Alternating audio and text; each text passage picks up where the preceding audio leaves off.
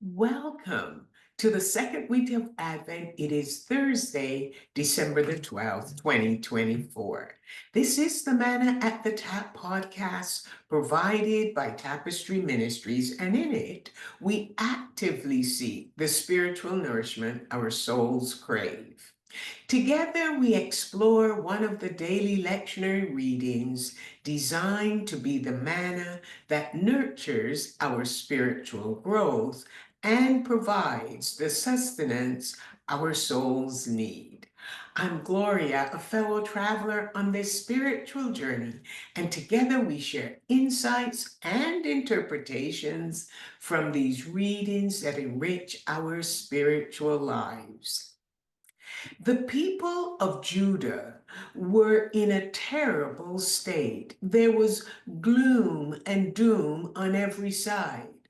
But in the first 11 chapters of Isaiah, we find a snapshot of God's mercy towards his people. For instance, in Isaiah chapter 9, there's this beautiful imagery that describes how the people who walked in darkness had seen a great light, and the Lord had enlarged the nation and increased its joy. However, the leadership in Judah would not heed the warnings that the dominant power of the day, the Assyrian army, was on its way to invade the land and take the people into captivity because of their rebellion against God. The lectionary reading is Isaiah chapter 12. This is a psalm, a song of praise and thanksgiving to God, pulling together the first 11 chapters of the book of Isaiah. This song assured the people that God would prepare and provide a road so they could return home to the holy city of Jerusalem in time to come. The chapter is 6 verses long and composed of two songs beginning in verse 1 and verse 4 with the phrase, "You will say in that day." The first song, verses 1 and 2, is sung by an unidentified individual who offers thanksgiving and praise to God, who is their salvation. Scholars think Isaiah is the singer because his name means God is salvation. The singer is not afraid and will put their trust in the Lord, who is his strength and song. These words are a direct quote from Exodus chapter 15, verse 2, when Moses and his sister Miriam taught the people coming out of Egypt these exact words. The image is of a great warrior strong enough to defeat and free God's people from the tyranny of Pharaoh and his army.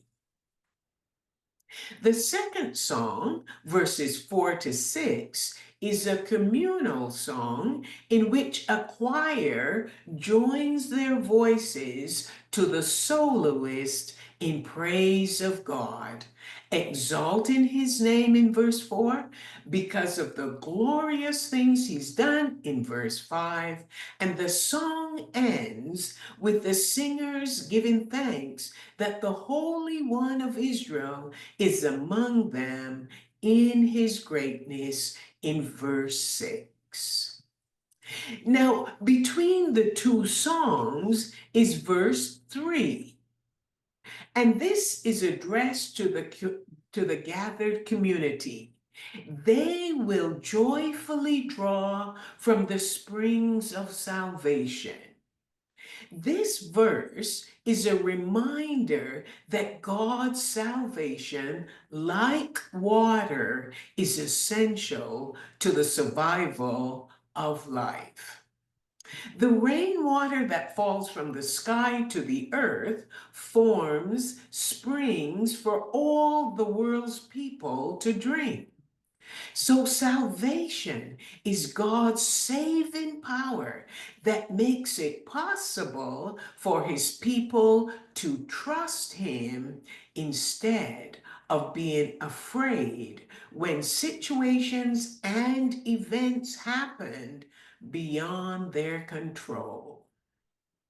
God's salvation is the image of a deep well with an abundant water supply spilling over to quench the thirst and soothe the tongues that are dried. And when the people drink the water, their lips are moistened and they can sing praise to God, proclaiming and exalting his name.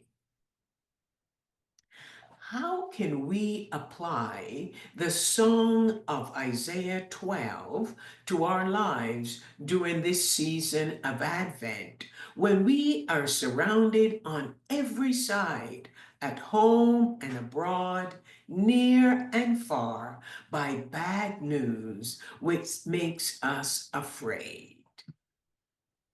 This song is an invitation for us to choose our words carefully. When our hearts are overwhelmed by the bad news we hear, we can say, I will trust in the Lord and not be afraid, for the Lord himself is my strength and song. And when we need reinforcement, we can ask others in the community to join us in singing these exact words so we're not caught up in fear, but can remind each other that we can trust God and not be afraid. For the Lord himself is our strength and song.